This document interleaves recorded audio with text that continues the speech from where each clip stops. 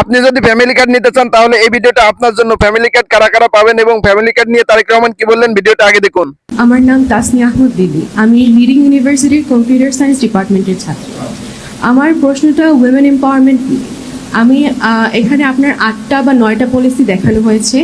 একটা ছিল ফ্যামিলি কার্ডের বিষয়টা।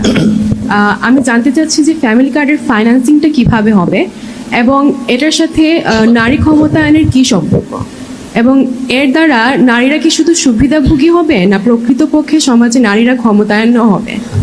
ঠিক আছে, থ্যাংক ইউ, বসেন। খুবই ইম্পর্টেন্ট প্রশ্ন একটা।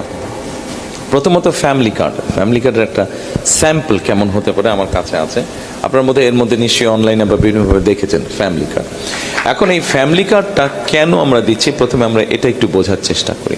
দেখুন, আপনি বাংলাদেশের প্রেক্ষাপটে আপনি একজন প্রিভিলেজ নারী, আপনি লেখাপড়া শিখেছেন, আপনার পরিবার আপনাকে সেই সাপোর্টটা দিতে পেরেছে।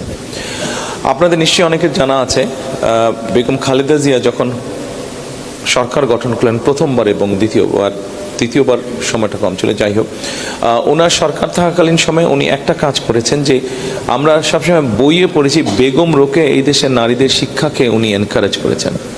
বেগম খালেদা জিয়া যেহেতু বেগম রোকেয়ার সেই স্টেট অথরিটি ছিল না, বেগম খালেদা জিয়া যেহেতু সেই স্টেট অথরিটি ছিল, বেগম রোকেয়ার ওই পলিসিটা অর্থাৎ খালেদা জিয়া ক্লাস 1 থেকে শুরু করে ক্লাস 12 পর্যন্ত মেয়েদের শিক্ষা ব্যবস্থাটা ফ্রি করেছেন। ফলে এখন যে কোনো জায়গায় যদি যে কোনো এডুকেশন ইনস্টিটিউশন আমরা যাই, দেখবো যে এনরোলমেন্ট ছেলে মেয়ে সমান, ক্ষেত্র বিশেষে মেয়েদের এনরোলমেন্ট বেশি, মেয়েরা মোর সিনসিয়ার টু স্টাডি। আচ্ছা, এখন গত 25 বছর ধরে এই কাজটা হয়ে এসছে। এর মধ্যে অনেক মেয়েরা লেখাপড়া করেছে, তারা বড় হয়েছে, এডুকেশন ব্যাকগ্রাউন্ড আছে। কিন্তু আপনাকে যেরকম বললাম, আপনি যেরকম একজন প্রিভিলেজ যারা, তাদের মধ্যে আপনি একজন। এখন আমরা যদি দেখি বাংলাদেশের প্রেক্ষাপটে, সামাজিক প্রেক্ষাপটে সব কিছুতে বাংলাদেশের অধিকাংশ নারী মানুষ তো বাস করছে গ্রামে, 70% মানুষ শহরের বাইরে বাস করছে।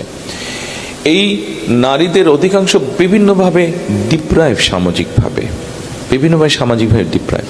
শিক্ষা হয়তো আছে, কিন্তু সেই শিক্ষাটাকে সে সঠিকভাবে কাজে যে ব্যবহার করবে সেটা হয়তো সে পারছে না রিসোর্সের কারণে এবং সামাজিক বিভিন্ন বাধ্যবাধকতা তারা আছে।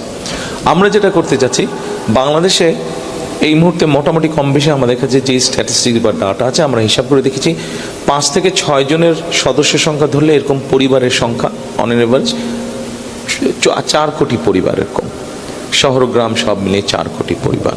আমরা এই ফ্যামিলি কার্ডটা দিতে চাচ্ছি শুধুমাত্র নারীদেরকে, অর্থাৎ একজন নারী যার একটি সংসার আছে, স্বামী আছে, সন্তান আছে, অর্থাৎ পরিবার